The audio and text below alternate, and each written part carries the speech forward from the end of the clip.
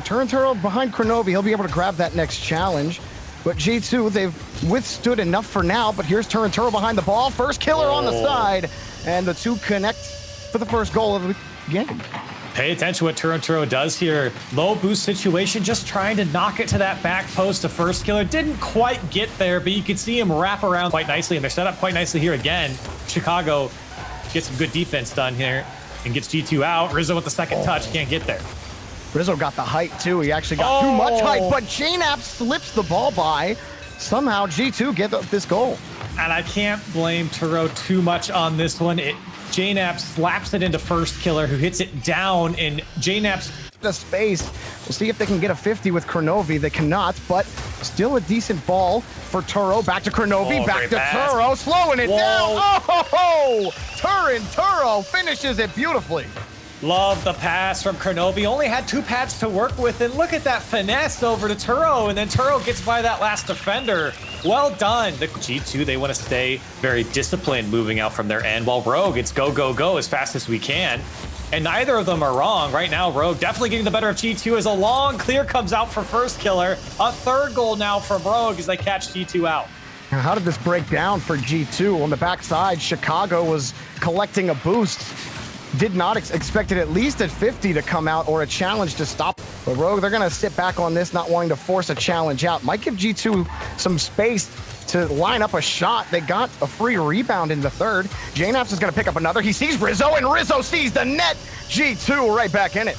That is the bread and butter for G2. A great block by Kronovi on the first shot, but no one to follow up for Rogue. Leaves a bit of space for that pass to from JNAPS to even be over. Chicago losing the challenge. He had to take the risk and send the rest of the house, but Turo will come up big in game 1 for Rogue.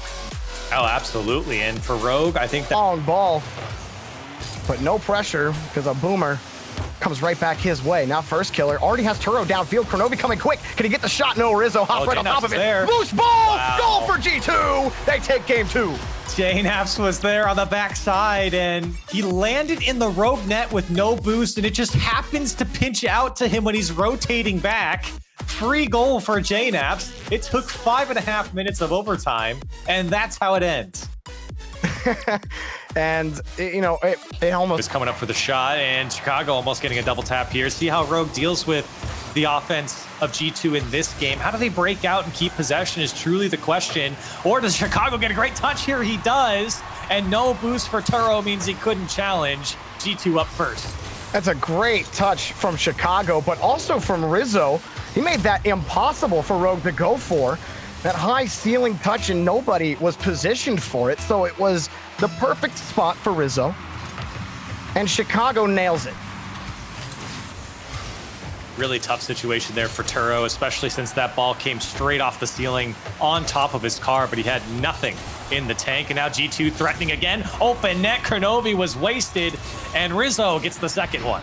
This is not what you want to see if you're Rogue. G2 are such a momentum-based team. Once they get the ball rolling, it's really hard to stop it. And nobody on Rogue were able to get back. Oh, he's got to contend with a bulldozer in front of him. That is up to the task for now. Now Rizzo next up for this touch from Chicago. Plays it off the back wall for JNAPS, and boom goes G2 yet again. That's 3 in Rogue's net. Great play here from G2. Rizzo really delaying his touch to make that last defender think, and opts to just play it off the backboard. JNAPS, great shot over them, and there's a good shot from Kronovi. It'll be their second one for the game, and Rogue just haven't been able to generate anything. Chicago's going to get past the last defender, and it's wide open for G2. Now Rogue going to be sitting in their chairs thinking where it all went wrong in game 3, and maybe just thinking ahead to game 4 and maybe tying the series up. But this is just classic G2. They want to be the fastest team on the pitch, and they're the fastest team in Aquadome. Rogue just haven't been as successful in the 50 game. As soon as the 50 game dies, Rogue don't seem to have any other way to move down the field. And Rizzo punches another one in. A laser shot, 109 kilometers per hour. I mean, G2 are just playing their game right now. Rogue are not executing the game plan that I think they came in with. First killer just wants to keep that ball away, but Kronovi has no way forward, and just kind of lost on the pitch. And this is where I get scared for Rogue, Corelli. This is where we see them falter a lot of times. Cronovia will pick up a goal here, but I mean, G2 have smothered them in this game. And what happens to Rogue when they start getting smothered? You start seeing errors coming out. You start seeing the Spurs walk away with this series. As of right now, I mean, rarely do we see G2 just give up a match after they've smacked you 5-1, 6-1. Why not? Just put an exclamation point on your Aquadome performance. That little insult to injury there, and that's fine. G2 certainly earned this win here. They played a phenomenal third game here for Rogue. Jorby, I think we've talked about it. We've kind of ran circles around it, honestly. It does really feel like they don't... Good at using the sidewalls to pass it, where, you know, we always talk about the infield passing from G2 being the most threatening part of their game. But I think what makes it so threatening is their ability, well, first of all, for Chicago to put it in the net, but they just have so many options available to them. JNAP's had a perfect read on that bounce. He jumped before that bounce even happened, I think, and it was perfectly shelled out to Chicago. That was well done from JNAP's, a fantastic pass. And looking at that play developed from Chicago's angle, or from his POV, it was beautifully executed. He was wide open on the back post. Chicago piling it on some more here, winning the kickoff, and then Rizzo cheating up so quickly to put it off the back wall. Fortunate bounce there for G2 as it comes out to Chicago. There, off the post, Turtle has the demo, but there's no time left on the clock. G2 punched their ticket to the playoffs, and Rogue are left still hungry and still looking for a top 8 spot. There you go. Rogue get one for the Rogue.